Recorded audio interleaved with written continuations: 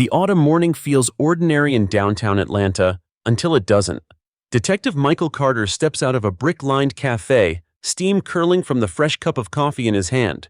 He's off duty, wearing a dark leather jacket instead of his FBI-issued blazer, the gold badge tucked discreetly in his back pocket. The air carries the scent of roasted beans, damp pavement, and the low hum of traffic. Across the street, a commotion stirs near the crosswalk. A woman in a beige trench coat and oversized sunglasses is berating a young barista who stands frozen, clutching a paper bag. Her voice slices through the morning chatter, sharp, condescending. People slow down, glancing nervously before moving on. Michael notices, but he doesn't move right away. He's been in law enforcement long enough to know when to intervene and when to observe. But then her gaze shifts. It lands on him. "Hey!" she barks, marching toward him with quick, aggressive steps. "You!" Michael blinks, unsure why he's suddenly the target. "Ma'am, is there a problem?" Her expression twists. "Problem? Oh, I've got a problem. You people think you can just hang around here, pretending you belong." The words sting, not for their creativity, but for their venom. Michael's jaw tightens, but he keeps his tone even. "I'm just having my coffee." "Sure you are," she sneers, her voice dripping with contempt. "Or maybe you're casing the place. You think I don't notice you watching everyone? I know your type." Michael takes a slow sip, letting the warmth steady him. "And what type is that?" "The type that makes neighborhoods unsafe," she spits. "The type that..." Before he can reply, she suddenly snatches the cup from his hand. The movement is so quick, he doesn't even flinch until it's too late. Scalding liquid splashes across his chest and jacket, the bitter scent of coffee filling the air. Gasps erupt from passers-by. The woman, Karen, as he'll later hear someone call her, stands with an almost triumphant smirk. "There," she says. "Let's see if you stick around now." Michael feels the heat seep through his shirt, but it's not the burn that makes his heart pound. It's the cold, practiced way she's humiliated him in public. The old, familiar anger simmers, but years of training force him to keep it under control. He takes a step closer, his voice calm but carrying a weight that draws attention. "Ma'am, you just assaulted me." Karen laughs, the sound hollow. "Oh, please, don't be so dramatic. What are you gonna do? Call the cops?" It's almost funny. Almost. Michael slowly reaches into his back pocket. His fingers close around cool metal, and he flips open the leather holder. The golden letters glint in the morning light. FBI. Karen's smirk falters. The chatter around them grows louder. Murmurs of, "Is he serious?" and, "Oh my God, he's FBI." The barista from earlier stares wide-eyed, clutching his bag like a shield. Michael's voice is low, controlled, but it carries the unmistakable tone of authority. "I am the cops, ma'am, and more than that." He leans slightly closer. "You just threw hot coffee on a federal agent." Karen's sunglasses hide her eyes, but her lips twitch. For the first time, she takes a step back. I didn't know. I thought..." "That's the problem," Michael cuts in. "You didn't think, you just acted." Phones are out now, half a dozen people recording. Michael knows this will be online within the hour. But more than that, he knows this moment isn't about a ruined jacket or hot coffee. It's about something uglier, something deeper. He could cuff her right here, but years of undercover work have taught him the value of patience. This isn't over, not by a long shot. "Walk away," he says finally, his voice like ice. Karen hesitates, her confidence crumbling under the weight of his steady gaze. She turns abruptly, striding away with jerky defensive movements. But Michael watches her go, memorizing the way she holds her phone, the keys clutched in her other hand. He's already building a mental profile. He doesn't know it yet, but this isn't their last meeting. By the time he turns back toward the cafe, the barista steps forward. "Sir, that was insane. Do you want me to call someone?" Michael shakes his head. "Not yet." Because in his gut, he feels it. Karen's the kind of person who doesn't just disappear. And when she comes back into his life, it won't be by accident. By the time Michael gets back to his apartment, the video has already made its rounds. His phone buzzes nonstop. Texts from colleagues, old academy friends, even his younger sister in Chicago. The link is always the same. A 30-second clip of a blonde woman in a beige trench coat throwing coffee at a black man, followed by the slow reveal of an FBI badge. The comments section is a wildfire of outrage, speculation, and memes. Michael sits on the edge of his couch, scrolling through the endless flood of notifications. He's used to going viral in the Bureau's internal network when an operation goes right, but this is different. This is raw, messy, public.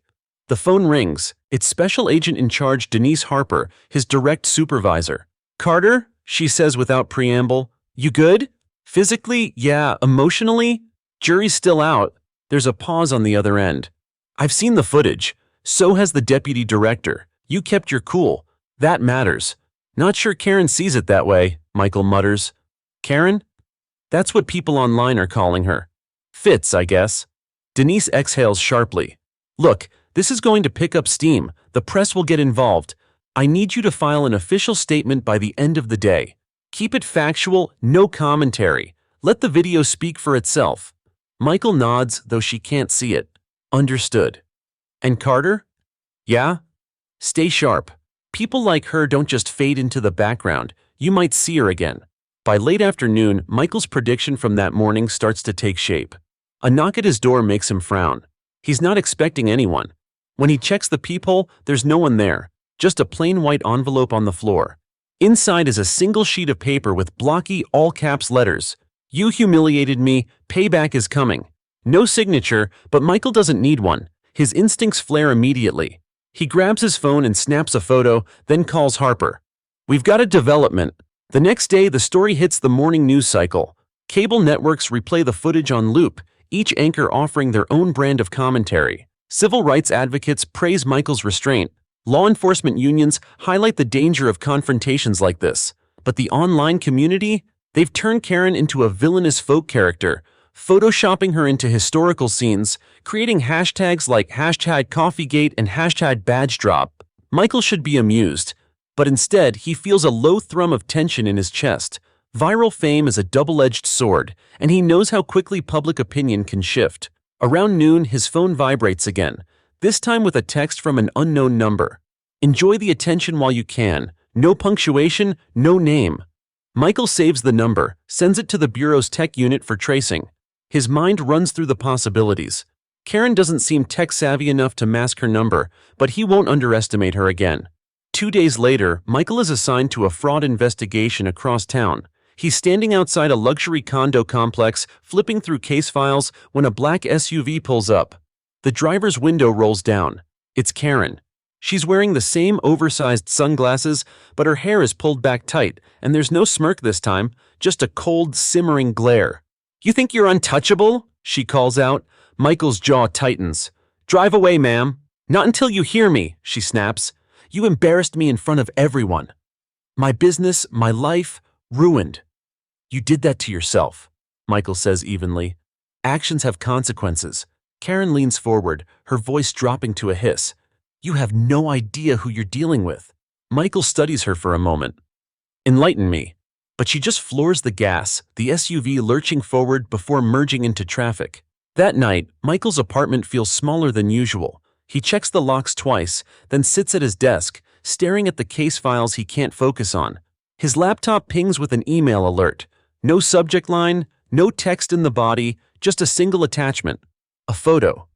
It's Michael, taken from across the street as he left the cafe the morning of the incident.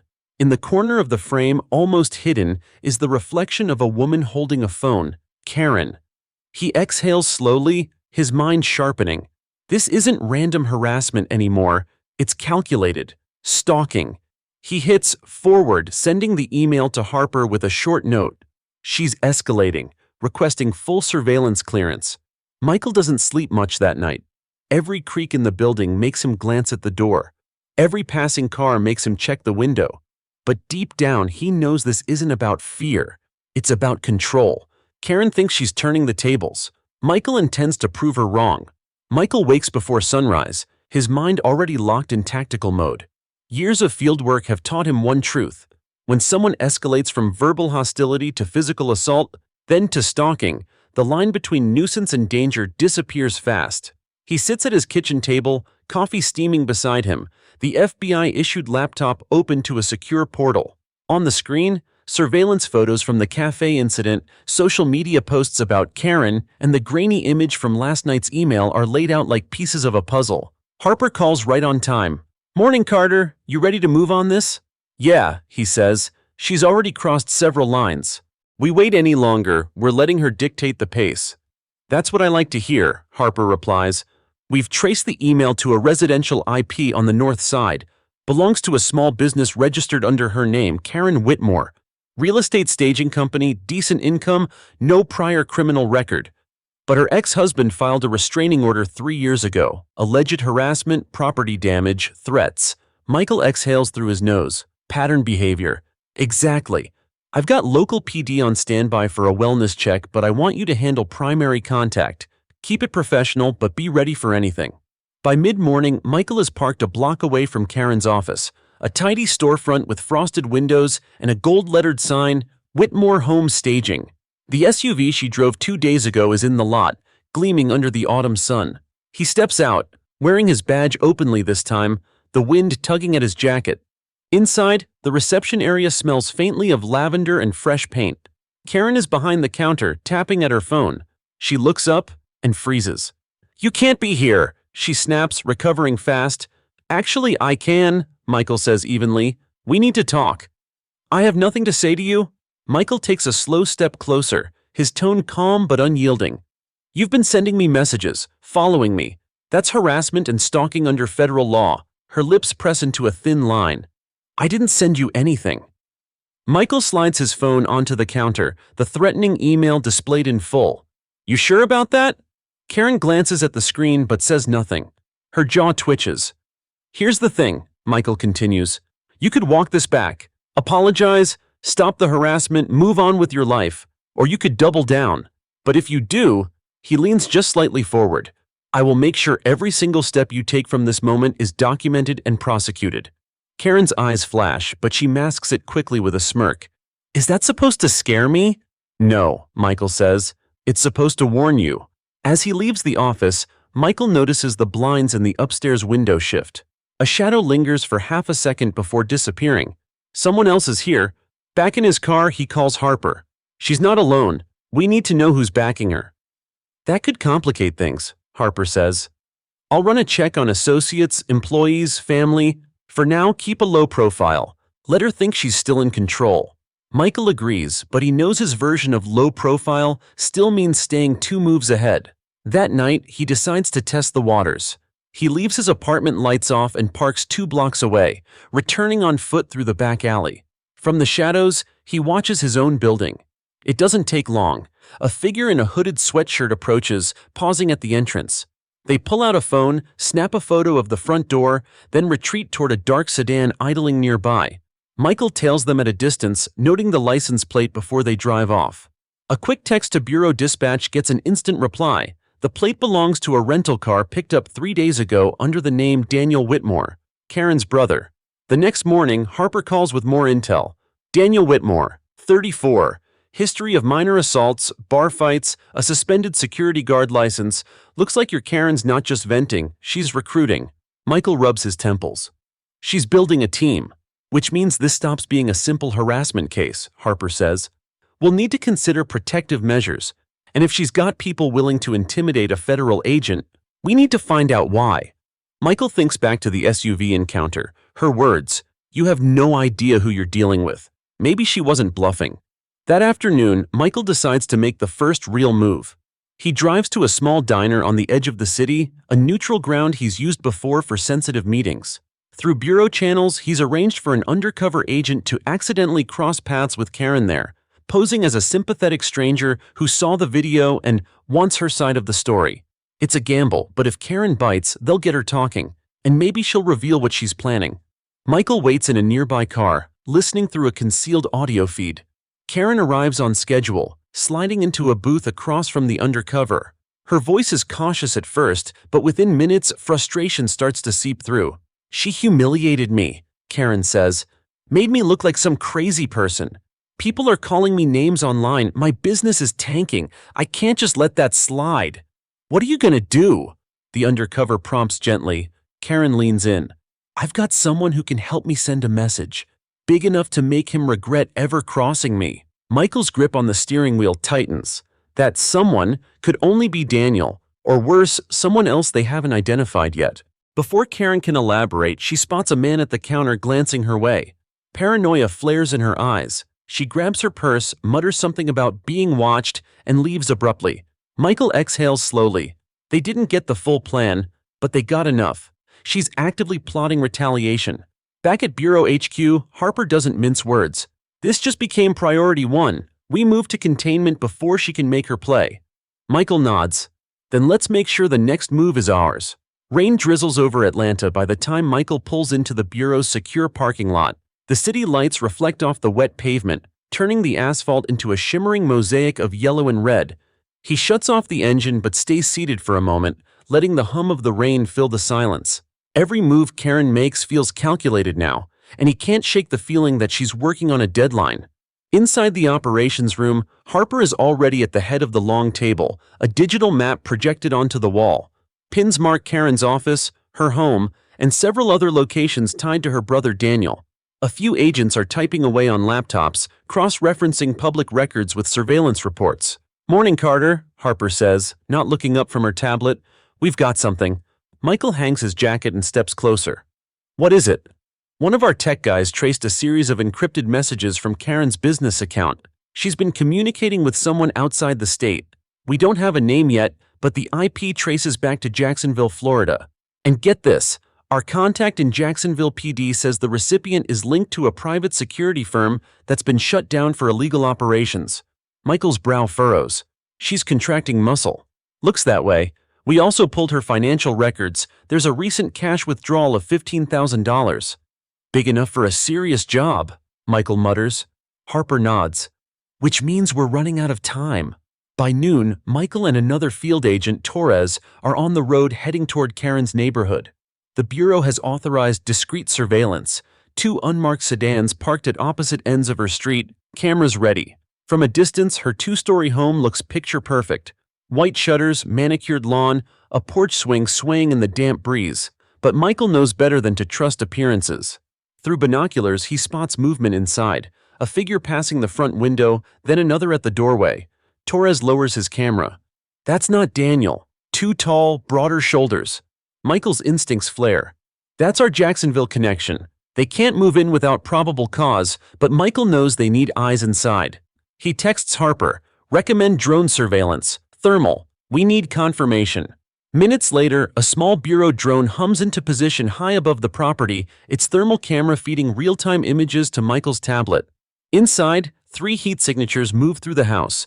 2 stay near the living room. 1, likely Karen, paces near the kitchen, phone to her ear. Then Michael hears it, through the drone's directional mic, faint but clear. Tomorrow night, he won't see it coming. Torres exhales sharply. "That's it? That's intent." Michael's jaw sets. "We're not waiting for tomorrow night." Back at HQ, Harper greenlights a warrant. "We move at dawn," she says. No slip-ups. This isn't just about protecting Carter, it's about preventing whatever they've got planned. If they're willing to go after a federal agent, they could go after anyone. Michael spends the night at the Bureau safe house, the sterile apartment offering little comfort. He replays the audio in his head, focusing on Karen's voice. Steady, confident, almost rehearsed. She's convinced she's in control. Not for long. At first light, the tactical team assembles. Michael rides in the second vehicle, bulletproof vest strapped tight, sidearm holstered at his hip. Rain still falls in a thin mist, dampening the sound of boots on pavement as they take positions around the house. Harper's voice crackles through the comms. "Alpha team, breach on my mark. 3, 2, 1, go!" The front door bursts open under the force of the battering ram. Agents flood inside, shouting commands. "FBI, hands where we can see them!" Karen is in the kitchen, mid-phone call, her eyes wide with shock. Daniel emerges from the hallway, hands instinctively going up. The third man, the Jacksonville contact, tries to slip toward the back door but is tackled by 2 agents before he makes it 3 steps. Michael steps in last, his gaze locking on Karen. She's frozen, still clutching her phone. "You," she breathes, as if the sight of him is the worst insult of all. "Morning," Michael says, his voice calm. "Guess the coffee's on me this time." In the living room, agents spread out the evidence, printed emails, maps of Michael's neighborhood, and a folder of photographs taken over the past week. Each one is marked with notes in Karen's handwriting. Tuesday, gym, 7:15 a.m. Thursday, late coffee, downtown. Michael flips through them, his stomach tightening. This wasn't petty harassment anymore. This was surveillance with intent to harm. You were planning something for tomorrow night, Michael says, keeping his tone even. What was it? Karen's jaw clenches. You ruined my life. You deserve to feel what I feel. That's not how this works, Michael replies. Torres steps forward with a small black case recovered from the SUV outside. Inside are zip ties, duct tape, and a collapsible baton. Michael exchanges a glance with Harper. This was more than a scare tactic. By mid-morning, all three suspects are in custody. Harper calls it a win, but Michael knows better. Arrests are just the surface. What lies underneath is harder to erase. Karen's obsession won't vanish overnight, and in the court of public opinion, the battle will play out in ways the Bureau can't fully control. As the tactical vehicles pull away, Michael stands in the drizzle, watching the house shrink in the distance. The street is quiet now, but the echo of Karen's words lingers. You have no idea who you're dealing with. For the first time, he wonders if she was right. The morning after the raid, Michael wakes to a different kind of noise, not the hum of rain or the distant city traffic, but the barrage of news alerts buzzing on his phone. Every major outlet has picked up the story. FBI agent targeted in alleged retaliation plot. Karen incident escalates into criminal conspiracy. 3 arrested. After plan to attack federal agent. Michael scrolls through the headlines, each one accompanied by a still image from the raid. Karen being led away in handcuffs, Daniel staring at the ground, the Jacksonville contact with his face turned from the camera. The footage is already looping on cable news, and social media has exploded again. By mid-morning, Michael is sitting across from Harper in a conference room. She has the case file open, her reading glasses perched low on her nose. Public's eating this up, she says flatly. Half the country's cheering you on. The other half thinks we're making an example out of her because the first incident went viral. Michael leans back in his chair. This isn't about a viral clip. She planned an assault. I know that, you know that. But perception is its own battlefield, and Karen's lawyer knows it too. She slides a folder across the table. Inside is a printed statement from Karen's newly hired attorney, a polished, camera-ready man named Brent Holloway.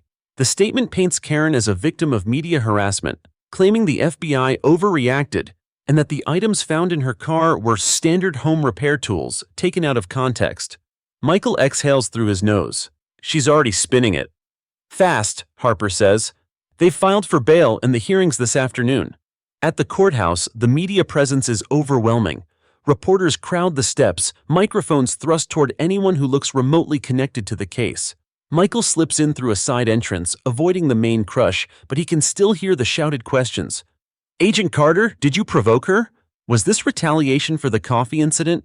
Do you think she deserves prison time? Inside the courtroom, Karen sits beside her lawyer, perfectly styled hair framing a composed, almost serene expression. It's a stark contrast to the woman who threw coffee at him just days ago. She doesn't look at Michael, but he can feel her awareness of his presence like a weight.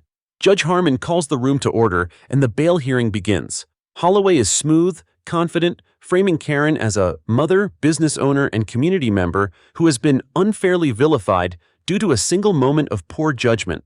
He downplays the stalking evidence, suggesting it could have been misinterpreted, and that the supposed surveillance photos were part of an unrelated project. When it's the prosecution's turn, Assistant U.S. Attorney Rachel Kim lays out the facts with surgical precision, detailing the threats, the photographic evidence, the recorded conversation from the diner. She points to Michael seated quietly behind her as the intended target of a coordinated plan. The judge listens, expression unreadable. After a tense pause, he denies bail for the Jacksonville contact, citing his criminal record. Daniel is granted bail with strict conditions, including GPS monitoring. Then Harmon turns to Karen. Ms. Whitmore, he says, your case involves serious allegations, and the court takes them seriously. However, you have no prior convictions, and your counsel has provided assurances you will comply with all restrictions. Bail is set at $50,000. A murmur ripples through the courtroom. Harper's jaw tightens beside Michael. Karen shows no reaction, but Holloway leans in, whispering something that makes her lips twitch into the faintest smile. Outside, the media swarm again, and this time Karen plays the part. She steps to the microphones, delivering a carefully crafted statement about trusting the legal process and hoping to return to normal life. She doesn't mention Michael by name, but her phrasing is sharp enough to plant seeds of doubt in the public mind. Michael watches from a distance, knowing the fight has shifted. It's no longer just about the criminal charges, it's about the narrative.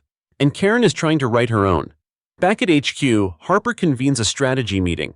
The team knows Karen's release on bail means she'll have more opportunities to sway public opinion. They also suspect she'll test the boundaries of her restrictions. "We stay ahead of her," Harper says. Surveillance continues, discreet but constant. "If she so much as texts the wrong person, I want to know about it." Michael nods. "And I'll be ready if she tries to provoke me again." Harper gives him a pointed look. "Don't take the bait, that's what she wants. We win by letting her hang herself with her own rope." That evening, Michael heads home under bureau escort. He steps inside his apartment for the first time in days, the air heavy with the stillness of an untouched space. But as he drops his keys on the counter, something catches his eye, a small white envelope on the floor just inside the door. He freezes. The envelope is unmarked, but inside is a single sheet of paper with the same blocky, all-caps handwriting as before. "You think this is over?" Michael stares at the words for a long moment, the edges of the paper crinkling under his tightening grip. The trial, the headlines, the public performance, it's all noise. The real message is here, quiet and personal. Karen's not done, and neither is he. Michael places the threat letter on the table, studying it under the warm glow of his desk lamp. The edges are damp, as if it had been briefly exposed to rain before being slipped under his door. The handwriting is the same, blocky, aggressive, almost stamped into the page. He snaps several photos for documentation, then slides the envelope into an evidence bag. This isn't a random act. It's a calculated message. Karen is pushing boundaries, testing how far she can go before the law closes in again. That night, he calls Harper over the secure bureau line. She doesn't waste time. "Security footage didn't catch the drop," she says. "Your building's cameras show a black SUV passing by about 30 minutes before you got home. Tinted windows, no visible plate from the angle. Same model was spotted outside Karen's office 3 days ago." Michael leans back, jaw tightening. "She's not coming herself, she's sending someone." "That's what it looks like," Harper replies, "which means she's playing it safe, letting others get close while she keeps her hands clean. Legally tricky, but we can work with it." She authorizes a tighter security net around Michael. 2 plainclothes agents will rotate shifts outside his building, while another team monitors traffic cameras for repeat sightings of the SUV. More importantly, Harper greenlights a covert tracking operation. If Karen sends someone again, they won't just follow, they'll intercept. The next morning, Michael changes his routine. Instead of his usual gym, he drives across the city to a smaller facility owned by an old friend. He knows it's a good place to test whether Karen's watchers are still on him. When he leaves the gym, the rain has eased, but the air carries that heavy post-storm stillness. Across the street, parked near a row of shuttered storefronts, is a silver sedan with 2 men inside. Both are on their phones, their eyes flicking up just a little too often. Michael pretends not to notice, walking to his car in an unhurried pace, but instead of getting in, he takes a sudden turn down the alley beside the gym. From there, he slips into a neighboring parking lot and circles back, approaching the sedan from behind. The driver is scrolling through his screen. Michael catches a glimpse of a grainy photo. His photo. Confirmation. Michael steps out of sight and taps a quick message to the surveillance team. 2 tails, silver sedan, corner of Briar and 14th, moving in now. Within minutes, an unmarked bureau SUV pulls up, boxing in the sedan. The men inside freeze, eyes darting. One agent knocks on the window, badge in hand. The driver rolls it down reluctantly. "FBI, step out of the vehicle, please." The men comply. They're not armed, but both carry burner phones. When the agents scroll through the messages, they find location tags, timestamps, and short updates. "Leaving gym now, headed west, possible escort." The messages are all sent to the same number, a number registered under a dummy account but traced within minutes to Karen's brother Daniel. At HQ, Harper examines the evidence. "This is good," she says. "Direct link to Daniel means indirect link to Karen. We can argue she's violating the conditions of her bail. Contacting associates to monitor a federal agent counts as harassment." Michael nods, but he knows the court fight won't be simple. Karen's lawyer will claim she had no involvement, that Daniel acted independently.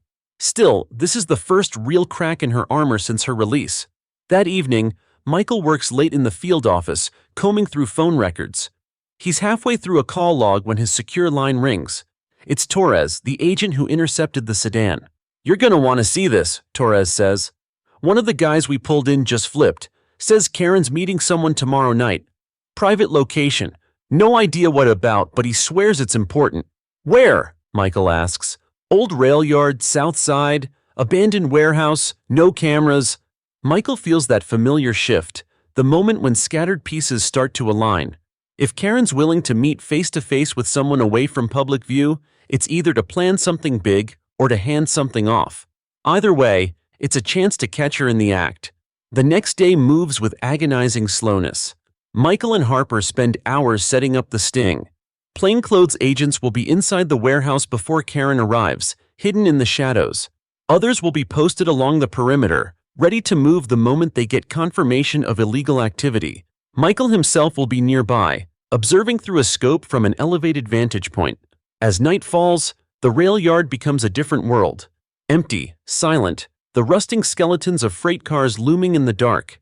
The air smells faintly of oil and rain-soaked wood. At 8:47 p.m., a pair of headlights slices through the black. A silver SUV, Karen's.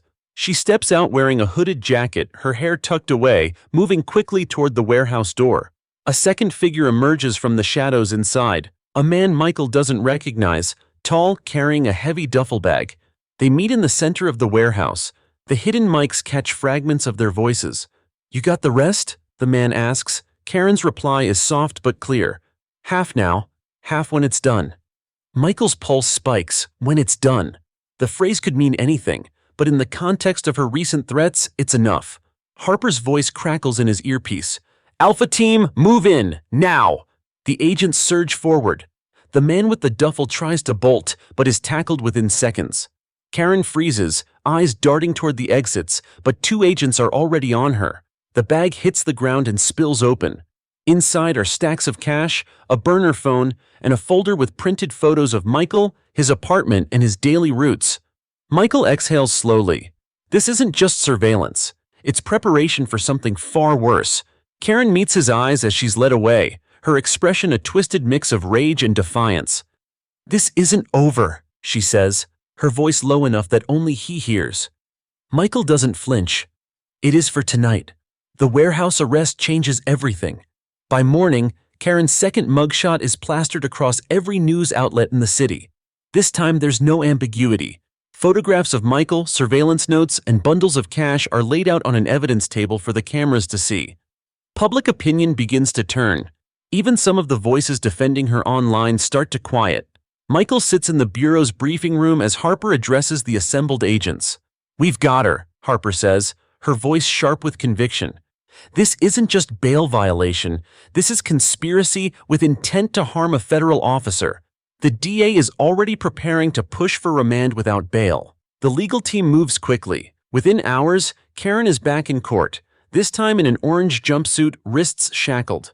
The judge listens to the prosecution's presentation, the intercepted meeting, the duffel bag of cash, the folder of photos. Karen's lawyer tries to argue that the money was for a private security matter and that the photos were coincidental, part of a misguided but harmless attempt to monitor her own safety. But the evidence is too direct, too damning.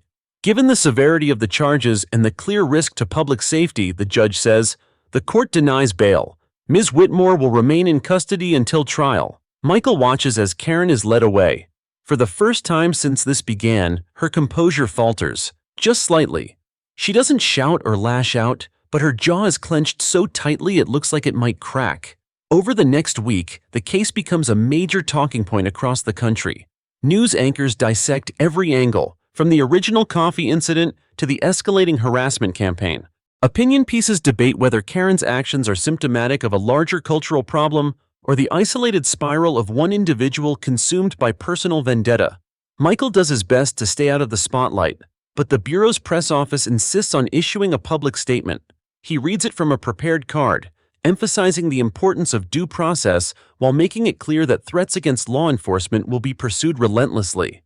In private, though, the tension hasn't fully eased. Harper reminds him that Karen still has loyal supporters, people willing to spread misinformation online or even attempt to interfere with the case. She's behind bars, Harper says. But we stay alert. People like this, sometimes their reach goes beyond the cell. One evening, as Michael leaves the office, Torres catches up with him in the parking lot. Got something you should see, Torres says, unlocking his phone. He shows Michael a series of screenshots from a private social media group. The posts are anonymous, but the tone is unmistakable. Vague threats, promises that justice will be served, references to making him pay. Some posts include old photos of Michael pulled from public records. They're just keyboard warriors, Torres says, but still, worth keeping an eye on.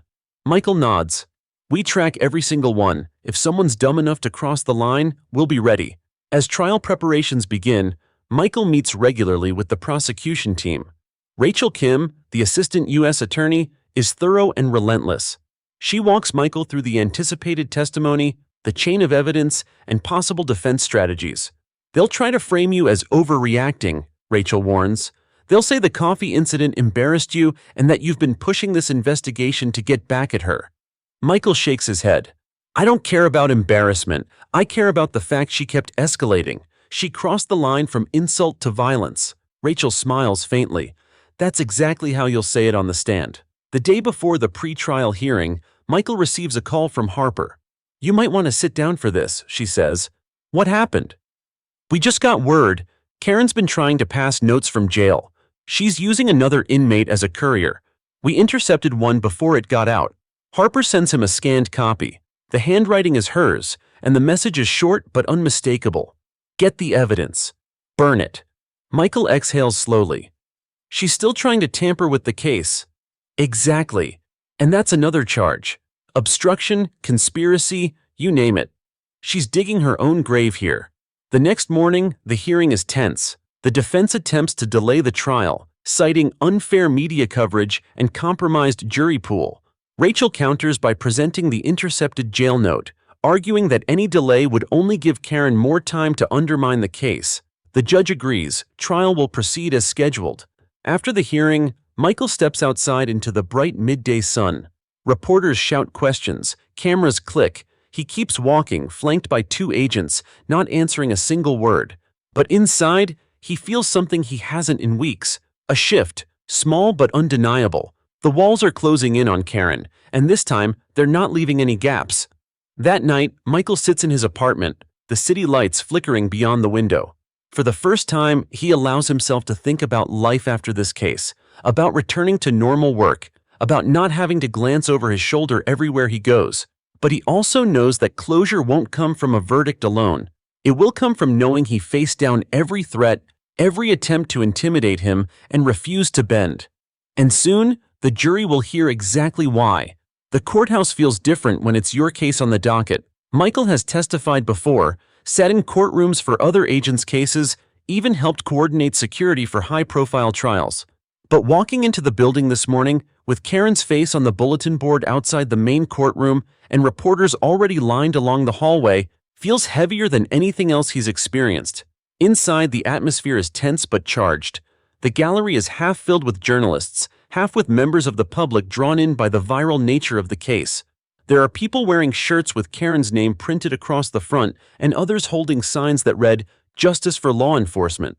Michael takes a seat at the prosecution's table beside Rachel Kim. Across from them, Karen sits between her attorneys, Brent Holloway, still immaculate in his tailored suit, and a younger associate with a laptop already open. Karen's hair is neatly pulled back, makeup subtle but deliberate. She doesn't look toward Michael, but he can see the stiffness in her posture. The judge, a firm but fair presence named Judge Elaine Morris, enters promptly at 9. All rise. The room stands as she takes her seat. Let's proceed with opening statements. Rachel rises first. Her voice is calm but strong, each word deliberate. This case is not about a single impulsive act. It is about a pattern, a calculated, escalating campaign of harassment and intimidation targeted at a federal law enforcement officer. The evidence will show that the defendant, Karen Whitmore, began with a public act meant to humiliate Agent Michael Carter and continued with increasingly dangerous actions, surveillance, threats, and finally, an attempted conspiracy to harm him. She pauses, letting the words sink in. We will show you photographs, intercepted communications, and testimony from multiple witnesses who saw Ms. Whitmore's actions for what they were. a deliberate attempt to interfere with the duties of a federal agent through fear and violence. When Rachel sits, Brent Holloway stands. He buttons his jacket, stepping toward the jury with an easy, almost conversational tone. Ladies and gentlemen, what the prosecution calls a campaign, we call a misunderstanding that spiraled out of control, fueled by the media, by assumptions, and by a rush to judgment. Ms. Whitmore is not a criminal mastermind. She is a mother, a businesswoman, and yes, a person who made mistakes. But the evidence you will see has been taken out of context. My client has been painted as a villain in a viral story, and the government is eager to make her an example. We ask only that you keep an open mind and remember that perception is not proof. The first witnesses are called. 2 FBI agents from the surveillance team who testify about following Karen to the abandoned warehouse and finding the duffel bag with cash and photographs of Michael. Rachel methodically builds the timeline. The coffee incident, the SUV sightings, the intercepted messages to Daniel, and the secret meeting. The agents describe what they saw, what they heard, and how they documented it all. Holloway's cross-examination is aggressive but careful. He questions whether the agents can prove Karen was orchestrating the plan, suggesting the possibility that Daniel acted on his own and that Karen's presence at the warehouse was coincidental. The agents hold firm, pointing to the recorded conversation. Half now, half when it's done. By midday, Michael is called to the stand. He swears in, takes his seat, and feels the eyes of the jury on him. Rachel begins with the basics: his role as an FBI agent, his career history, and how he first encountered Karen during the coffee incident. Michael recounts the moment calmly, describing how she approached him, shouted, and threw the coffee. He explains that while the incident was unpleasant, it was the escalation afterward that became alarming. Rachel moves through the events chronologically: the threats, the SUV sightings, the letter left at his door. Michael describes the fear that comes not from a single confrontation, but from the persistent knowledge that someone is watching, waiting. It wasn't just about me, he says. When someone crosses the line into surveillance, into planning, you start thinking about your family, your colleagues, anyone they might use to get to you. When Rachel finishes, Holloway steps forward for cross-examination. Agent Carter, Holloway begins, you're trained to assess threats, correct? Yes. And in your professional judgment, is it possible, just possible, that some of what you experienced could have been misinterpreted? That perhaps you saw a threat where none existed? Michael meets his gaze evenly. No, not in this case. Holloway paces slowly. You've testified that Ms. Whitmore left a letter at your door. Did you see her place it there? No, but it was her handwriting, consistent with other samples we have. So you can't say under oath that she personally delivered it. I can say she was behind it. Whether she put it there herself or sent someone else, the intent is the same. Holloway smiles faintly, as if satisfied to have planted a seed. No further questions. As the day winds down, Judge Morris thanks the jury and dismisses them for the evening. Michael steps down from the witness stand, feeling the weight of the exchange still pressing on him. Holloway's strategy is clear: create just enough uncertainty to give the jury something to doubt. Outside the courtroom, Harper meets him in the hallway. You did fine, she says. Don't let him get in your head. Michael nods, but he's already thinking about the days ahead. More witnesses, more cross-examinations, more attempts to twist the narrative. The truth is on their side, but truth in court is only as strong as the story that carries it. That night, back in his apartment, Michael reviews the day's testimony in his mind. The jury saw the photographs, heard the recordings, watched the warehouse footage. They also saw Karen sitting quietly at the defense table, looking nothing like the woman in those moments. He knows juries are human. They respond to faces, to mannerisms, to the performance in the room as much as to the facts. Tomorrow will bring more evidence, but tomorrow will also bring Holloway's next move. Michael intends to be ready. The second week of the trial begins with a shift in momentum. Up until now, the prosecution has controlled the narrative, stacking evidence and testimony that paints Karen as deliberate and dangerous. But today, it's the defense's turn to call witnesses, and Brent Holloway wastes no time in trying to reshape the story. The first witness is Daniel Whitmore, Karen's brother. He's dressed in a crisp button-down, his hair neatly combed, projecting the image of a respectable, concerned sibling. Holloway walks him through the basics: his relationship to Karen, his background, his alleged involvement in the SUV sightings. Daniel, Holloway says, did your sister ever instruct you to follow Agent Carter? No. Daniel answers firmly. I was checking on her safety. After the coffee thing went viral, she was getting threats, online, in person. I was making sure she wasn't being harassed or followed herself. And the photographs of Agent Carter, the ones found in your possession? Daniel shifts in his seat. I took those because I saw him near her office a few times. I thought he might be trying to intimidate her. From the prosecution's table, Michael feels Rachel tense. Holloway is reframing the surveillance as self-defense, flipping the narrative on its head. Rachel's cross-examination is surgical. Mr. Whitmore, you were at the abandoned warehouse the night your sister was arrested, correct? Yes. And you were carrying a burner phone registered under a false name? Daniel hesitates. Yes. And that phone contained messages tracking Agent Carter's location? They were just notes. Rachel steps closer. Notes that read, leaving gym now, headed west, possible escort. Those aren't casual observations, Mr. Whitmore. That's tracking. Daniel stares at the table, but Holloway quickly objects, buying him a moment to recover. The judge allows the question to stand, and Daniel's reluctant admission hangs in the air. The next witness is a surprise, a former co-worker of Michael's from years ago. She testifies that Michael can be intense in his work and sometimes takes things personally. Holloway uses her statements to suggest that Michael might have perceived Karen's actions as more threatening than they truly were. Rachel counters by pointing out that the co-worker hasn't worked with Michael in over 5 years and has no direct knowledge of the current case. Still, the seed is planted. Holloway is working to create a sliver of doubt about Michael's objectivity. Midweek, Holloway calls Karen herself to the stand. The courtroom is silent as she walks to the witness box, swears in, and takes her seat. Ms. Whitmore, Holloway begins softly, can you tell the jury, in your own words, what happened that day at the cafe? Karen's voice is calm, almost regretful. I was having a terrible day. I just come from a meeting where I was told I might lose a major contract. I saw Agent Carter in line and I recognized him from a neighborhood dispute a few months earlier. I thought he'd been unfair to someone I knew. I said some things I shouldn't have.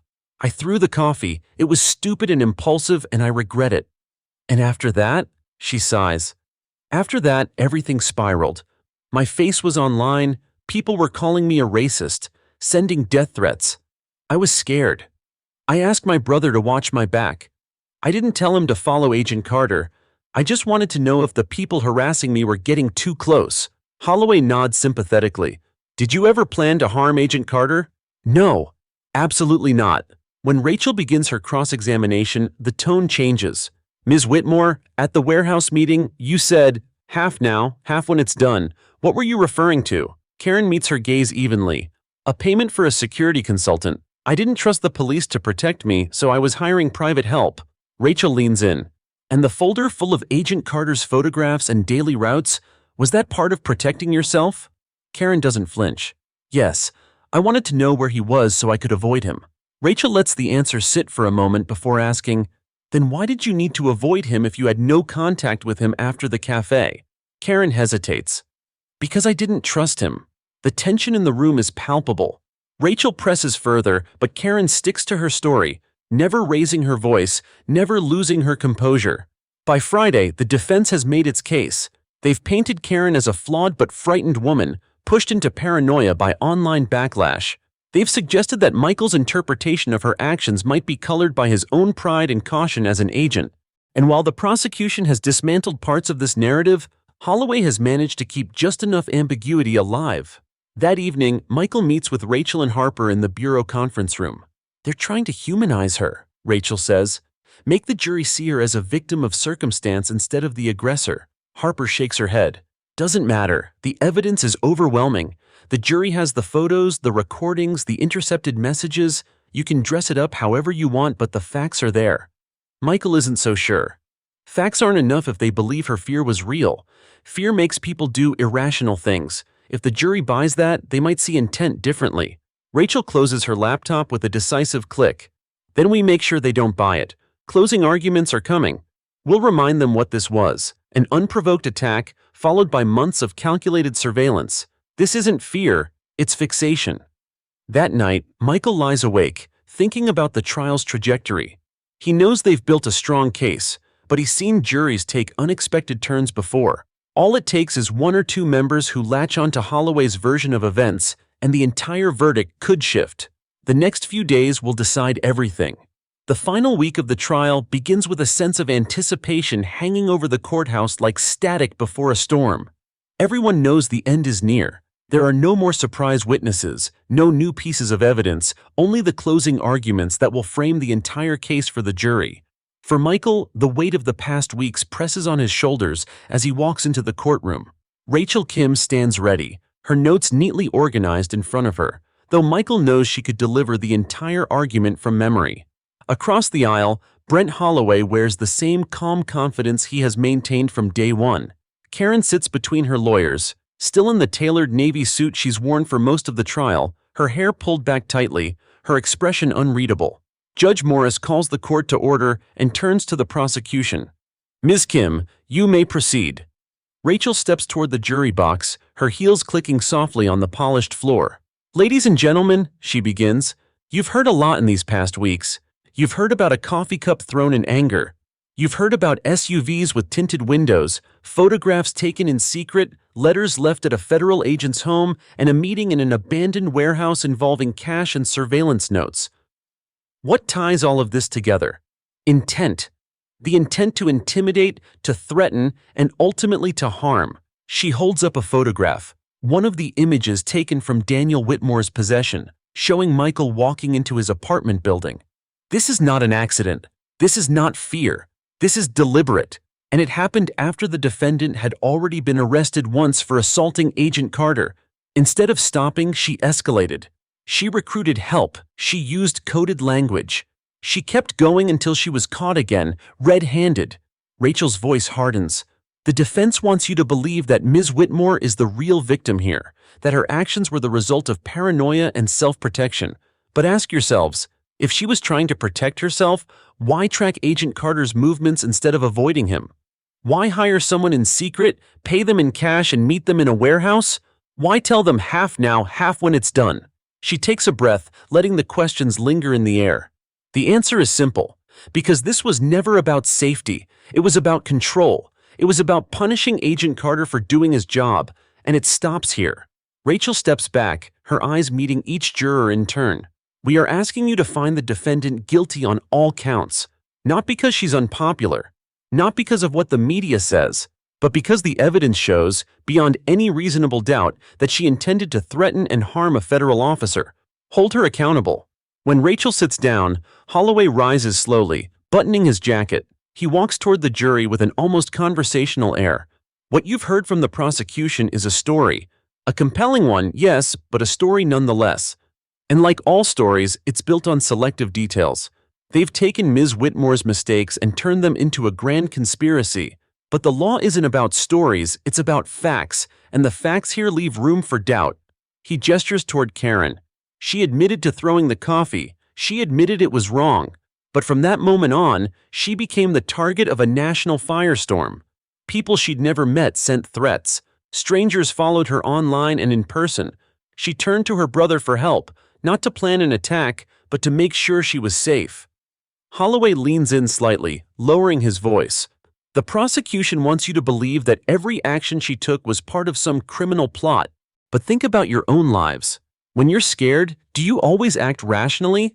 Do you always make the best choices? Or do you sometimes make mistakes? Mistakes that, taken out of context, might look far worse than they truly are." He steps back, letting the words sink in. "The burden of proof lies entirely with the government. If there is any reasonable doubt in your minds about whether Ms. Whitmore intended to harm Agent Carter, then you must return a verdict of not guilty. That is your duty under the law." With that, he nods and returns to his seat. Judge Morris gives the jury their instructions, explaining the charges, the legal definitions, and the requirement of a unanimous verdict. The jurors file out to begin their deliberations. The courtroom empties quickly, leaving Michael, Rachel, and Harper standing near the prosecution's table. "Now we wait," Rachel says, gathering her notes. Michael nods, though patience feels impossible. Every hour the jury spends behind closed doors is an hour where the outcome could tilt in either direction. The first day passes without a verdict. The second day is the same. On the morning of the third day, word comes that the jury has reached a decision. Michael feels his chest tighten as he takes his seat in the courtroom once again. The gallery fills with reporters and curious onlookers, the low hum of whispered speculation filling the air. When the jury files back in, Michael studies their faces, searching for any sign of the outcome. The four-person stands, a folded sheet of paper in hand. Judge Morris takes it, scans it briefly, then hands it back. "Madam Foreperson," she says, "has the jury reached a unanimous verdict?" "Yes, Your Honor." "And what is your verdict on count 1, assaulting a federal officer?" "Guilty." A ripple moves through the room. "On count 2, conspiracy to commit assault?" "Guilty." "On count 3, obstruction of justice?" "Guilty." Karen sits perfectly still, her face a mask of controlled emotion. Holloway's expression tightens, but he places a steadying hand on her arm. Across the aisle, Rachel exhales, her shoulders loosening for the first time in weeks. Michael feels a wave of relief, not triumphant but steady, like a door finally closing on a long, dark hallway. Judge Morris thanks the jury for their service and sets a sentencing date for 6 weeks later. The courtroom begins to empty, but Michael remains seated for a moment longer, absorbing the reality that it's over. When he finally stands, Harper claps him on the shoulder. "Justice served," she says simply. Michael nods. "Yeah, justice served," but he knows the story isn't truly finished. Sentencing will come, and with it, the final measure of accountability. For now, though, he allows himself a moment of stillness, a moment to breathe without looking over his shoulder. 6 weeks pass in a blur of paperwork, debriefings, and a strange, lingering quiet in Michael's life. The constant vigilance, the habit of scanning mirrors, checking his surroundings, hasn't disappeared, but the sharp edge of immediate danger has dulled. Karen Whitmore is in custody, awaiting sentencing. Still, Michael knows that courtrooms have their own way of turning expected outcomes into something else. On the morning of sentencing, the courthouse once again feels charged. It's not as packed as during the trial, but the media is still here, their cameras lined up outside in a neat, predatory row. Inside, the air hums with anticipation. A sentencing hearing may lack the drama of a jury verdict, but it carries its own weight, the final stamp on months of tension. Michael sits with Rachel and Harper at the prosecution table. Across the aisle, Karen is escorted in, her wrists free, but a court officer never more than a step away. She's dressed simply in a gray suit, her hair loose for the first time since the trial began.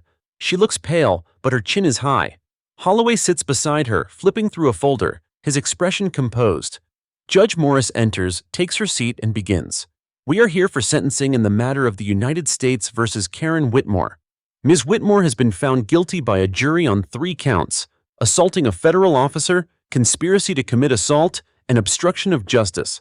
I have reviewed the presentence investigation report, the submissions from counsel, and the applicable sentencing guidelines."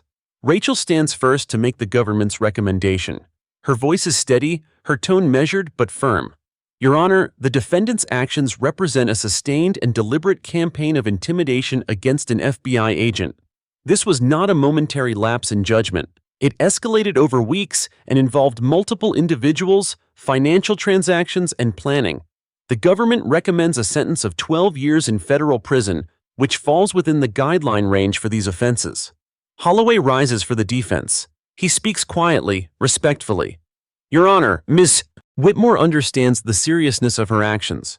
She has no prior criminal record, is the mother of 2 young children, and has been a contributing member of her community.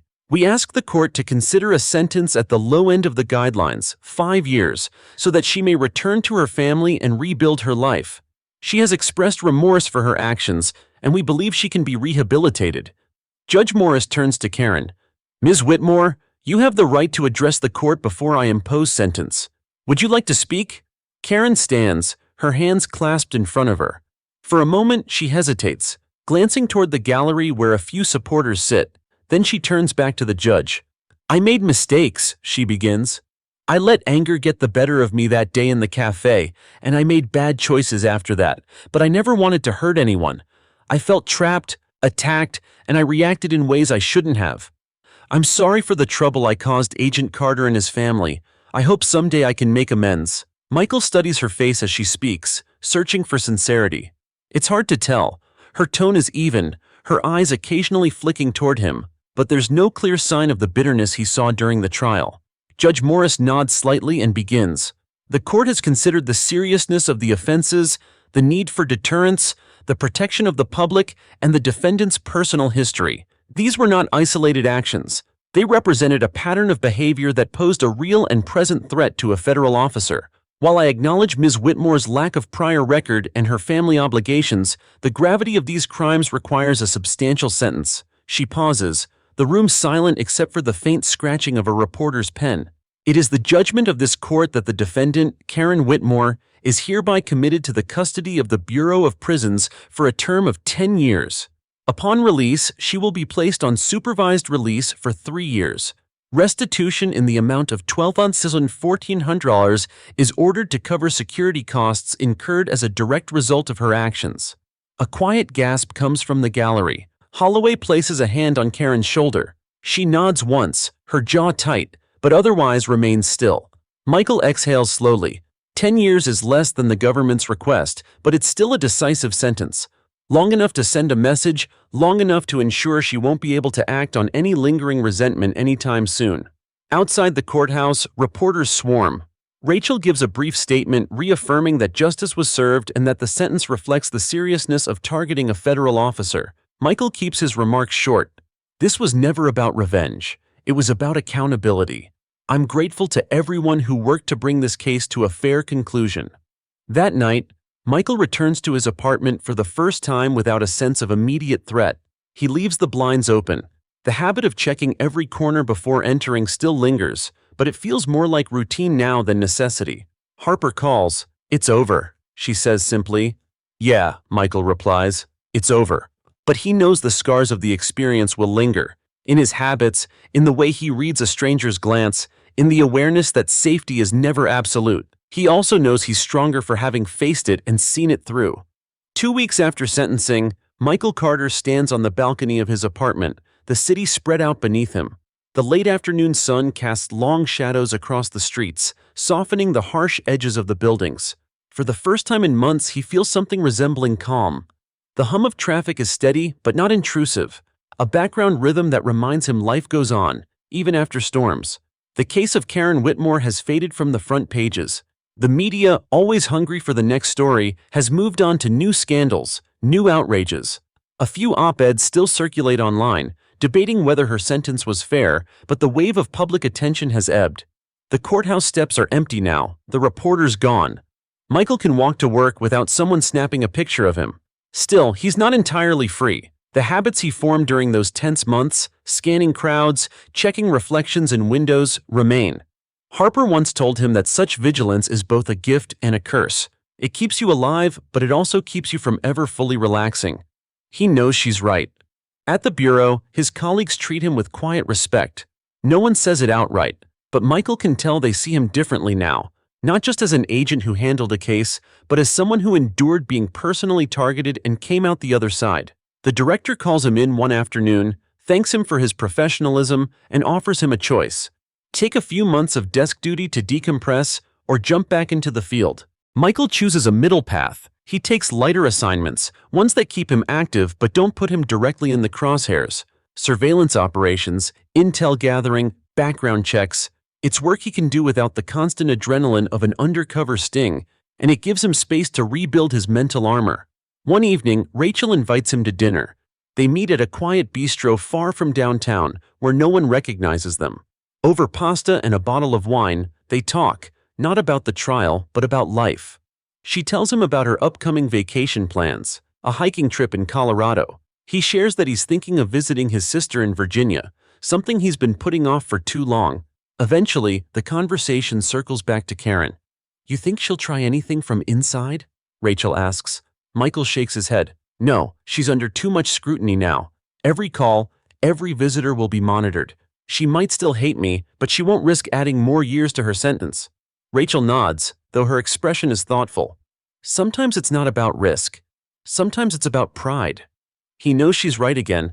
Pride is what fueled Karen from the moment she threw that coffee cup. Pride, and the refusal to be seen as anything less than in control. A month later, Michael receives a letter. Not from Karen, but from a journalist who covered the trial. The letter asks for an interview, promising a balanced look at the case. Michael folds it neatly and sets it aside. He has no interest in reliving the events for the sake of someone else's narrative. He's told his story where it mattered, in court, and that's enough.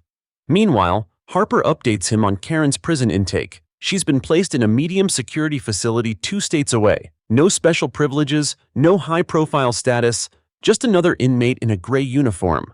Harper says she's keeping her head down so far, but Michael suspects it's only a matter of time before her old tendencies resurface. Life outside the bureau slowly starts to feel normal again. Michael goes back to his favorite coffee shop, the one he avoided for months.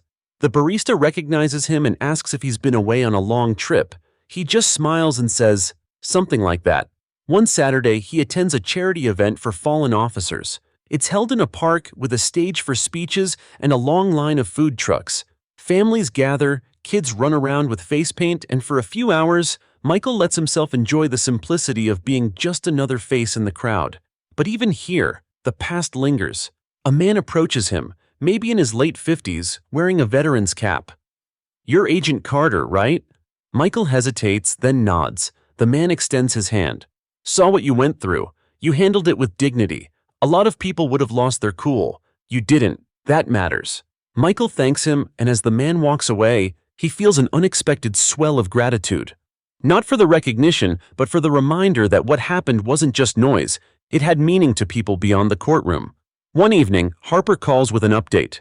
"Got something you should know. Karen's been making friends inside, 2 inmates with gang affiliations. Nothing illegal yet, but keep it on your radar." Michael listens, processing the information. "She's still playing the long game." "Looks that way," Harper replies. "We'll keep an eye on her." After the call, Michael stands at his window, watching the city lights blink against the dark.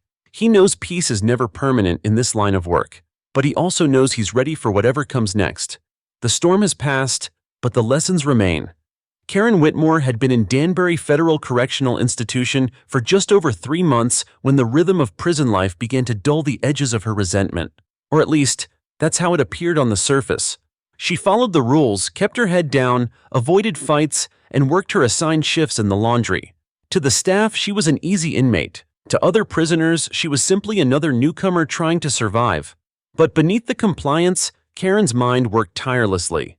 She replayed the trial in her head, not the way it had unfolded in reality, but the way she wished it had gone. The moments she believed she could have turned the tide if only she'd said something differently or pushed harder. In those private revisions, she was always the one in control. Not Michael Carter, not Rachel Kim, and certainly not Judge Morris. Her first real connection inside came with a woman named Valeria Ruiz. Valeria was sharp-eyed, quick-tongued, and had been inside long enough to know how things worked. She also had a network, friends, cousins, and associates on the outside who could make things happen for the right price. Karen didn't approach her directly at first, but over weeks, casual conversations during recreation hours turned into longer talks in the yard. One afternoon, Valeria leaned against the fence, smoking a contraband cigarette. "You keep talking about this FBI guy like he's still breathing down your neck," she said, exhaling slowly. Karen's eyes narrowed slightly. "He's not breathing down my neck. He's the reason I'm in here." Valeria studied her for a moment. "People out there, they forget. New stories come along. But if you really wanted to leave a mark, make him remember you, that's different." Karen didn't respond, but the idea rooted itself in her mind. Meanwhile, outside the prison walls, Michael Carter was deep into a surveillance assignment for a fraud case. It wasn't the adrenaline-pumping work of a high-risk arrest, but it kept him engaged and gave him a steady routine. He hadn't thought about Karen in weeks, until Harper called one Thursday evening. "She's been having regular contact with someone outside the facility," Harper said, her voice low but urgent. "A woman named Teresa Diaz, known associate of Valeria Ruiz, one of Karen's new buddies inside.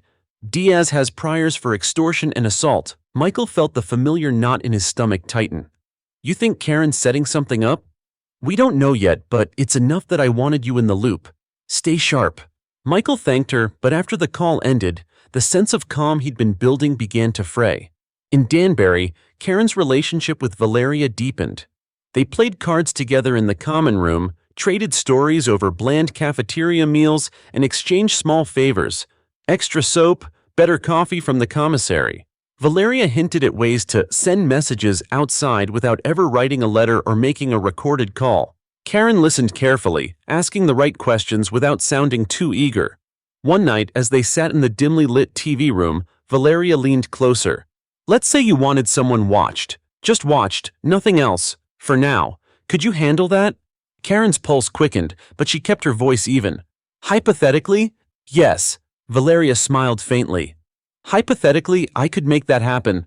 But it's never just watching, querida. Sooner or later, people want more. 2 weeks later, Michael noticed something odd on his way home from the bureau. A silver sedan followed him for 3 turns, then pulled into a gas station as he turned toward his apartment. It could have been nothing, a coincidence. But that night, he spotted the same car parked across from his building. The next day, he mentioned it to Harper. Within hours, a local PD unit traced the plate to a rental under the name Teresa Diaz. That's her, Harper confirmed. She's been in your neighborhood 3 times in the last week. We've got her on camera. Michael's jaw tightened. She's not exactly subtle.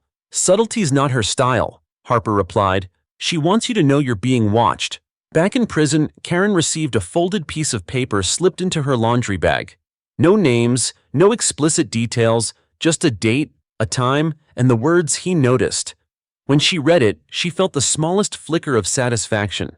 It wasn't revenge, not yet, but it was proof she could still reach beyond these walls. She kept her composure during count, ate her dinner in silence, and later lay in her bunk staring at the ceiling. The hum of the fluorescent lights blended with the distant echo of doors clanging shut. She thought about Michael Carter walking through his city, maybe glancing over his shoulder, wondering if she was still out there. The idea warmed her in a way the scratchy prison blankets never could. For Michael, the reappearance of Karen's shadow was more than an annoyance. It was a reminder that the story wasn't finished. He started varying his routes again, changing routines, watching for patterns. He briefed Rachel over coffee, and she frowned. She's got 10 years. Why stir things up now? Michael shook his head. Pride, control, maybe just to prove she can. Rachel sipped her drink, her eyes narrowing.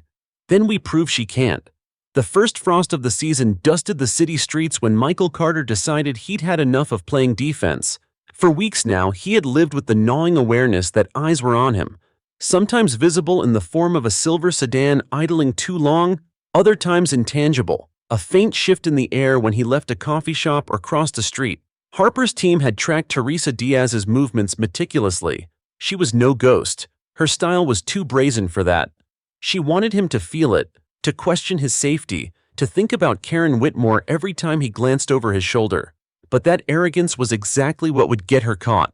At the Bureau's field office, Michael spread the latest surveillance photos across the table. Teresa near his building.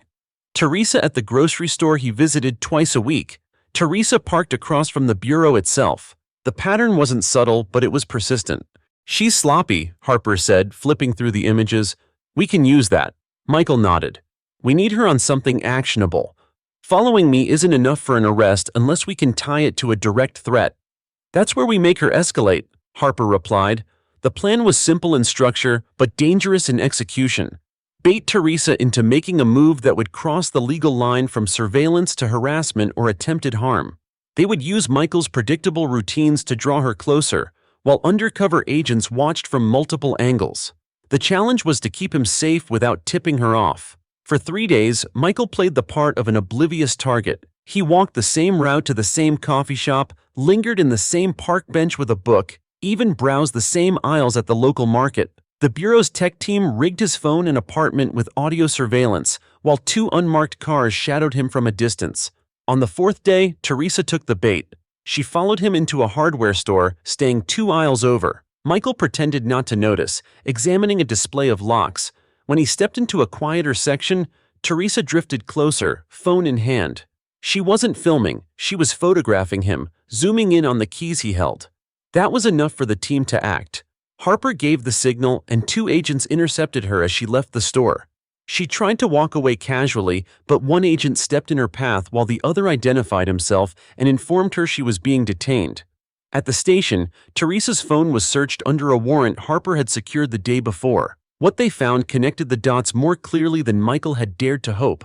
Multiple photos of him in different locations, notes about his work schedule, and a contact labeled VR. The initials matched Valeria Ruiz, Karen's ally inside Danbury. Harper's voice was calm but sharp during the debrief. This is conspiracy to stalk a federal officer. That's enough to put her away for a while. and it gives us leverage to dig into Ruiz's and Whitmore's communications.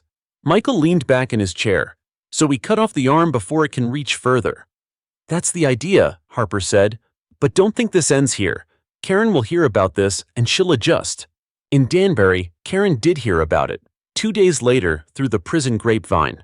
Valeria found her in the yard, eyes narrowed. Diaz got picked up. They have her phone. Karen felt the heat rise in her chest but kept her expression neutral.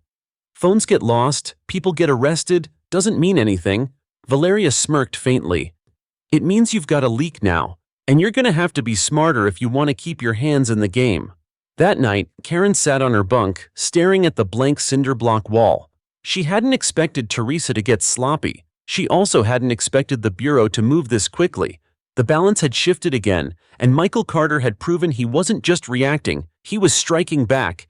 For Michael, Teresa's arrest was both a victory and a warning. They'd neutralized one threat, but the chain of connection led straight back to Karen. She had used intermediaries before. She would do it again. He discussed it with Rachel over dinner, her brow furrowed as she listened. She's not going to let this go, Rachel said. Even if she can't get to you directly, she'll try to disrupt your life. That's who she is. Michael sipped his water, his mind already turning over the possibilities. Then we disrupt hers first. Over the next week, Harper coordinated with the prison's intelligence unit. Calls, letters, and visitation logs from both Karen and Valeria were flagged and monitored. Any mention of names, places, or coded phrases was documented. The goal wasn't just to catch her, it was to make her realize that every move she made was under a microscope. By the end of the month, the pressure began to show. Karen's once steady demeanor cracked in small ways, shorter conversations in the yard, longer stretches in her cell, fewer interactions with Valeria in public view. For someone who thrived on control, the loss of even small freedoms was a wound. Michael didn't gloat when Harper told him this. He knew better than to assume a cornered adversary was harmless. But he also knew that for the first time since her sentencing, he was dictating the pace of the game. Winter settled hard over the city, coating the streets in a mix of slush and salt. Michael Carter walked to the bureau one cold morning, his breath curling into the air, the collar of his coat turned high against the wind. Life had regained a kind of rhythm, still cautious, still alert, but no longer dictated by the constant hum of threat. But Karen Whitmore was not finished. Inside Danbury, her world had grown smaller since Teresa's arrest. Every phone call she made was monitored, every visitor scrutinized. Valeria Ruiz had been called into the warden's office twice in the last month, each time emerging tight-lipped and watchful. The pressure from the outside had seeped into the prison walls, and Karen could feel it closing in. She didn't like feeling boxed in. She had always believed that control was a matter of will, that as long as she could outthink her opponents, she could bend the game back in her favor. And so, she started thinking in different terms. Direct moves had failed, now she would try something indirect. Karen began speaking to an inmate named Lacey Porter, a wiry woman with a knack for legal loopholes and a network of pen pals outside. On the surface, their conversations were about appeals, prison regulations, and harmless gossip, but underneath, Karen was probing, asking questions about how to send information without it looking like information. Lacey, intrigued by the challenge, was only too happy to show off her methods. One of these methods involved letters to seemingly random recipients, friends of friends, addresses pulled from old directories. The content was innocuous, but certain words were swapped for coded meanings. To anyone else, it was a rambling note about weather and sports. To the right reader, it was a set of instructions. Karen drafted her first such letter carefully, knowing every word would be read by prison mail staff. In it, she spoke about the field being ready for planting and how frost might come early this year. Lacey assured her that her contact outside would know exactly how to interpret it. The field was Michael's apartment building, and the frost meant a warning to be delivered in person. What Karen didn't know was that the Bureau had already flagged Lacey Porter months earlier for similar schemes. When her letter crossed the mail desk, a quiet alert pinged on a monitoring system connected to Harper's team. 2 days later, Harper was in Michael's office, the letter in hand. "She's trying to reach out again," Harper said, laying the photocopy on his desk. "Same pattern, same kind of coded phrasing. We let it run just far enough to catch the delivery." Michael scanned the text, feeling a familiar tension coil in his chest. "So what's the plan?" We intercept the contact outside, let them make the delivery attempt. Then we hit them with conspiracy charges. The Bureau worked with local law enforcement to set up a sting. Lacey's contact, a middle-aged man with a record for petty theft, showed up outside Michael's building late one evening carrying a small package. He didn't get far. Two plainclothes agents moved in, identifying themselves, and within minutes he was in custody. Inside the package was nothing dangerous, just a weathered postcard with the words, "Frost comes early," scrawled on the back. But combined with the intercepted letter, it was enough to prove intent. In Danbury, Karen was called to the warden's office the next morning. She sat across from him, her face carefully neutral as he explained that her privileges were being further restricted. No unsupervised recreation, no private library time, and all correspondence limited to an approved contact list. "This is retaliation," Karen said evenly. "This is consequence," the warden replied. When she returned to the common area, Valeria gave her a look that was half amusement, half warning. "You keep poking the bear, you're gonna find out how deep the claws go," she said. Karen didn't respond, but inside, she felt the first crack of something she hadn't allowed herself to acknowledge, the possibility that she was losing and that there might be no way back. For Michael, the intercepted package felt like the final chapter of a long, exhausting book. He met with Harper that afternoon to review the operation. "That's 2 attempts in 2 months, Harper said. "She's burning through allies faster than she can recruit them. At this rate, she'll isolate herself completely." Michael leaned back, exhaling slowly. "And we keep the pressure on. No room for her to maneuver." "You think she'll try again?" Harper asked. Michael thought about it, then shook his head. "Not soon. She's realized the cost of every move. Even pride has limits." That night, Michael walked home through the quiet streets, the city muffled by fresh snow. In the glow of street lamps, the footprints ahead of him were few and far between. He could feel the difference in the air, less tension, more space to breathe. For the first time in a long while, he believed that the storm Karen had brought into his life was finally losing strength. Still, as he turned his key in the lock and stepped inside, he knew better than to believe in absolute endings. In his line of work, there was always the possibility of one more move. But for now, the board was his. January settled in with an icy stillness, the kind that seemed to mute the whole city. Snowbanks lined the curbs, and the air held that sharp metallic bite that lingered in the lungs. For Michael Carter, the cold was a reminder of how far he'd come since the chaotic months following Karen Whitmore's arrest. The tension that had wrapped itself around his daily life had loosened. His steps felt lighter, his thoughts clearer, but in the back of his mind, he remained cautious. Karen might be quieter now, her reach clipped and her allies dwindling, but quiet did not mean harmless. It meant she was either rethinking her strategy or coming to terms with her limits. Both possibilities required him to remain watchful. In Danbury, Karen's days had taken on a monotonous rhythm. The restrictions imposed after the intercepted letter had cut deeply into her sense of control. No more casual strolls in the yard without supervision. No more whispered conversations in the library stacks. The mail that came in and went out was filtered to a trickle. Valeria Ruiz had grown more distant too, sensing that associating too closely with Karen was now more risk than reward. In prison, alliances were fluid, and survival often meant knowing when to step back. Karen felt the shift like a cold wind through the cracks in her cell walls. She had built her identity on influence, on the ability to move pieces without touching them. Now, the board was frozen, and she was left staring at the pieces she could no longer play.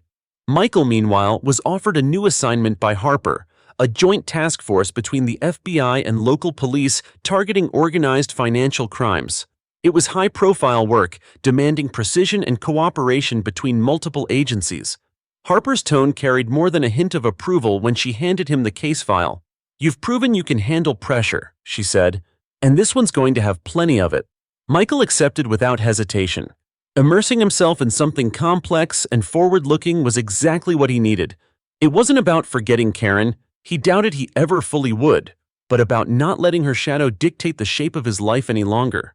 The task force's headquarters buzzed with activity.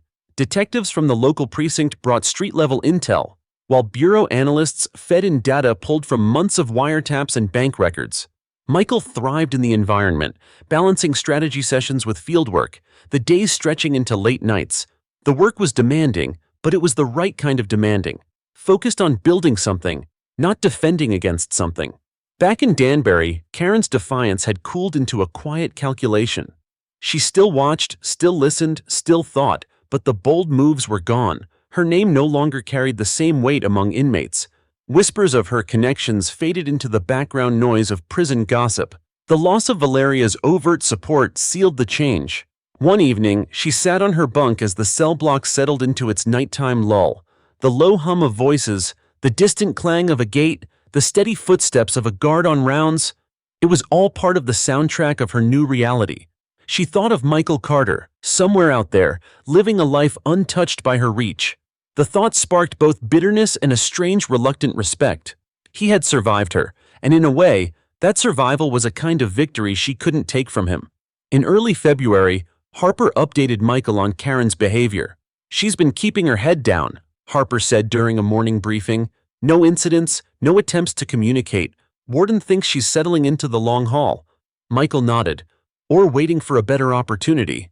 "Maybe," Harper replied, "but even if she is, she's running out of resources. Isolation works both ways. It limits her, and it gives us a clearer view of every move she makes." Michael didn't dwell on it much after that. His focus was on the financial crimes case, which was heating up fast. Undercover agents had made contact with key players, and search warrants were on the horizon. It was the kind of work that demanded full attention, and for the first time in months, he could give it without the constant pull of a personal threat looming over him. Still, late at night, as he walked home through the snow-covered streets, there were moments when he caught himself scanning the corners, watching the reflections in darkened windows. Old habits died hard, and maybe that was for the best. Karen, too, had her moments of reflection.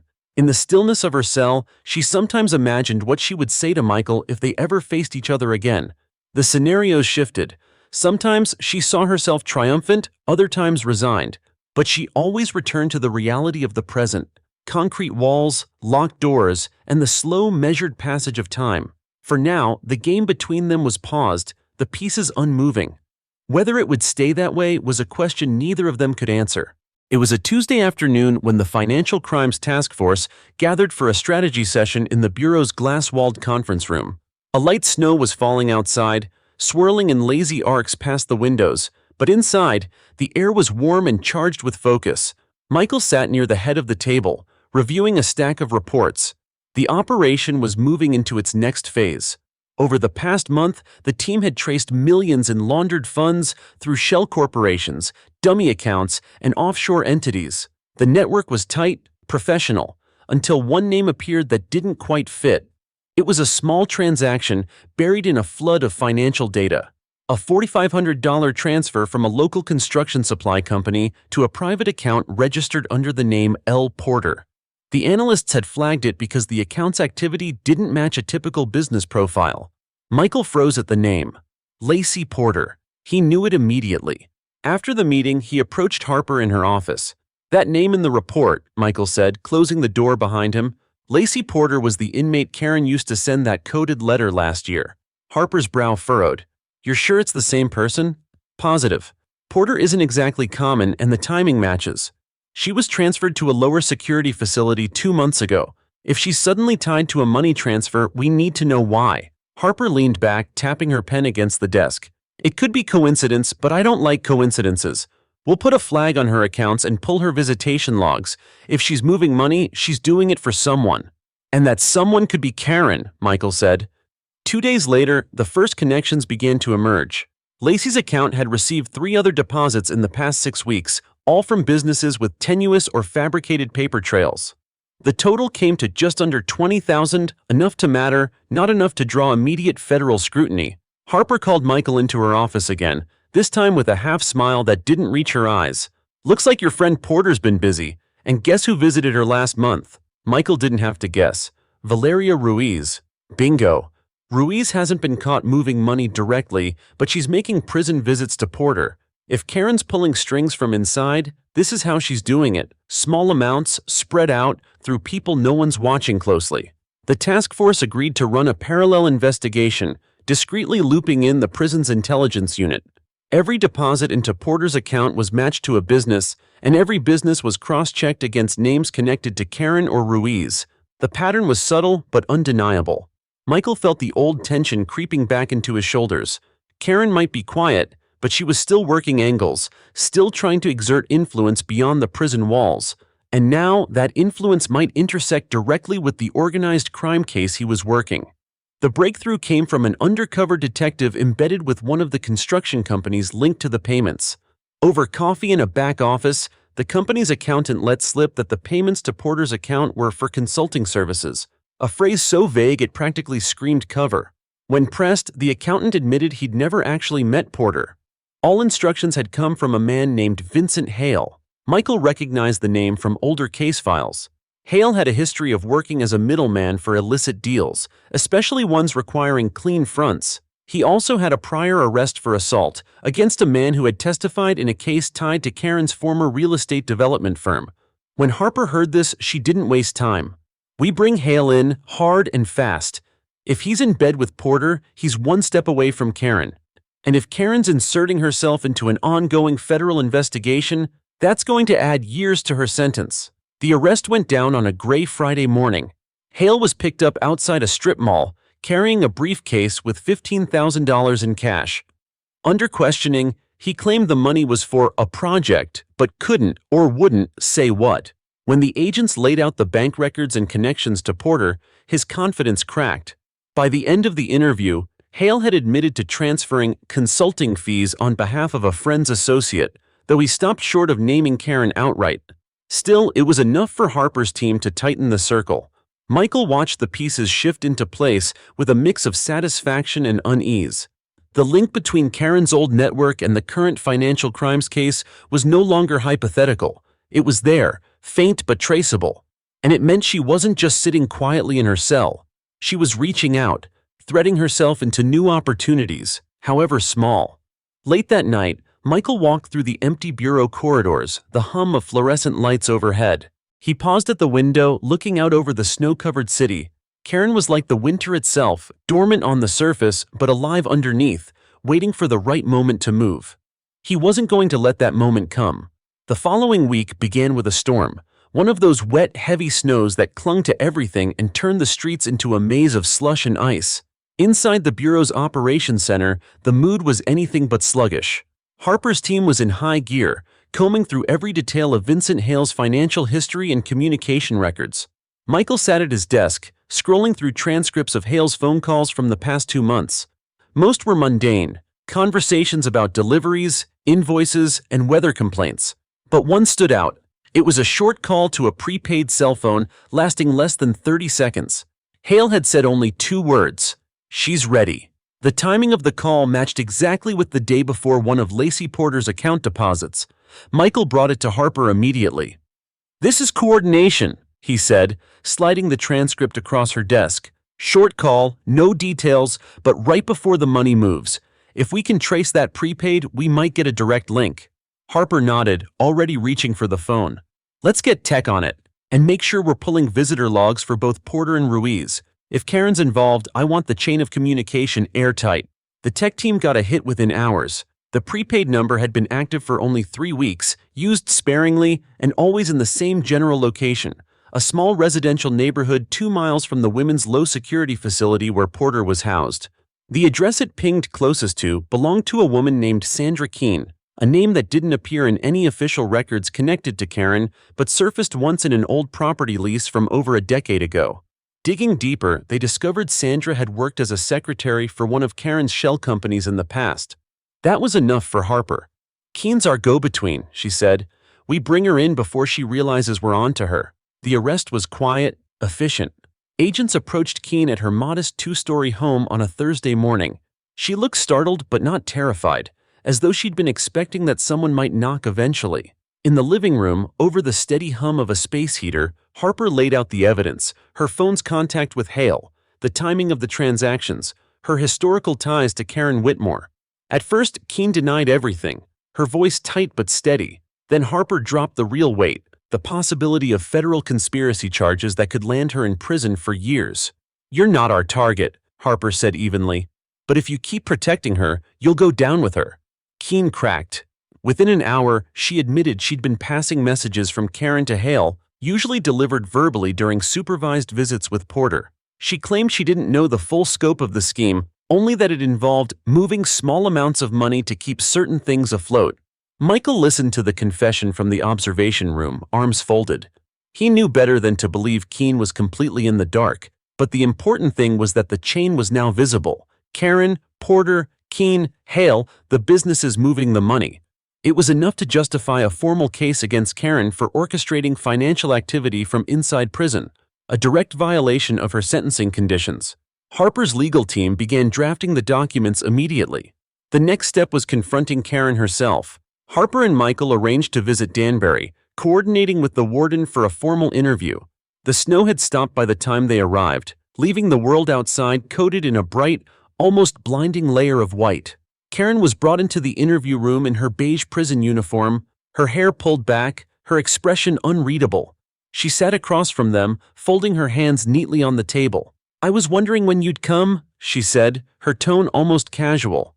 Harper didn't waste time. "We've traced your financial activity through intermediaries. Porter, Keene, Hale, they've all connected the dots for us. You've been conducting business from inside this facility. That stops now." Karen's lips curved into the faintest hint of a smile. "Business? You make it sound so dramatic. People send money to people all the time." Michael leaned forward, his voice calm but edged. "You're done reaching out.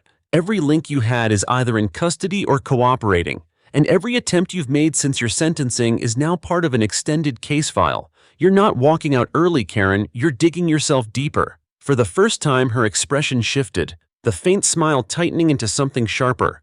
But she didn't speak.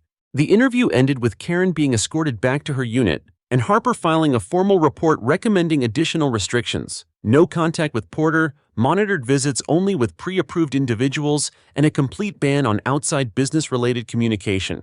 As they walked out of the prison, Michael felt the weight in his chest ease slightly. The net was closed, the threads tied off. For now. That evening, back at his apartment, Michael stood by the window, watching the snow fall again under the yellow glow of the streetlights. The city was quiet, the way it only was in deep winter. He knew Karen would never fully give up. People like her didn't. But with every failed move, every intercepted message, the space she had to maneuver grew smaller, and Michael intended to keep it that way. By early March, the case against Karen Whitmore had taken on a life of its own. The Financial Crimes Task Force had completed its primary objectives, but for Michael, there was still one loose end: ensuring that Karen's influence was not only diminished, but extinguished. He had seen enough in his career to know that some people, no matter how confined, could still find ways to reach out. The new restrictions imposed after Keene's confession were in full effect. Porter had been moved to a different unit with zero contact allowed between her and Karen. Keene had taken a plea deal in exchange for cooperation, and Hale's assets were frozen pending trial. The network was shattered. Still, Michael wanted to see for himself how much of Karen's reach truly remained. He coordinated with the Prison Intelligence Unit to conduct a comprehensive sweep of Karen's communications. Every phone call, every piece of mail, every visitor request for the past 3 months was examined. Most of it was mundane: family members checking in, legal correspondence about her ongoing appeal. But buried in the logs was something that caught his attention: a visitor request from a man named Peter Garrison. On the surface, Garrison seemed harmless, middle-aged, no criminal record, worked as a freelance journalist for small regional papers. But a deeper look revealed that 10 years earlier, he had written a series of glowing profiles on Karen's real estate ventures. He had been close enough to her inner circle to attend private events. Michael brought it to Harper. "This could be nothing," he said, "but Garrison has history with her. If he's visiting now, it's not for nostalgia." Harper agreed, authorizing a monitored visit. The prison's intelligence unit set up an observation protocol, using hidden mics and a two-way mirror. When Garrison arrived, Karen greeted him with a smile that was warmer than she'd shown anyone in months. The conversation began innocuously: weather, mutual acquaintances, vague talk about how things used to be. But then Karen leaned in, her voice dropping just enough to make the microphone strain. "You still have your contacts at the paper?" she asked. "Of course," Garrison replied. "I need a story planted," she said. "Nothing too obvious, just enough to shift a narrative. You'll be compensated." It was exactly the kind of coded request Michael had been expecting. Garrison didn't commit on the spot, but his nod was all the confirmation Michael needed. The moment the visit ended, Garrison was intercepted by agents outside the facility. He looked startled, then defensive, insisting it was just a friendly chat. But when confronted with the recording, his tone shifted. He admitted that Karen had promised him a small payment through a third party if he helped leak certain information to discredit a witness from her original trial. That was the final piece Michael needed. The prison moved swiftly, placing Karen in administrative segregation. 23 hours a day in her cell, 1 hour for solitary exercise, no direct contact with any other inmates. Her phone privileges were suspended, and her mail was routed through an even stricter review process. Michael visited the prison one last time, not for an interview, but to observe. From behind reinforced glass, he watched as Karen was escorted down the corridor, her steps measured, her face expressionless. She didn't look toward him, didn't acknowledge his presence. For the first time since this began, she seemed contained. Not defeated, he doubted she would ever allow herself to appear that way, but boxed in by walls she could no longer manipulate. As he turned to leave, Harper joined him in the hallway. "You've done what you set out to do," she said. Michael nodded. "For now. People like her, they wait. But at least this time, she's waiting with nothing left to use." Back in the city, spring was tentatively approaching. The snow had begun to melt, revealing the gray streets beneath. Michael found himself walking without the constant habit of scanning every shadow. The air felt lighter, the silence less tense. He closed out his reports on Karen Whitmore's extended violations, sending the final package to the U.S. Attorney's Office. There would be no more loopholes, no more subtle channels for her to exploit. The case was, at last, closed.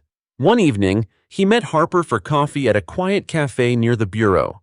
They talked about the task force's future cases, about the long list of investigations waiting for attention. Karen's name came up only once, briefly, as a footnote to a much larger conversation.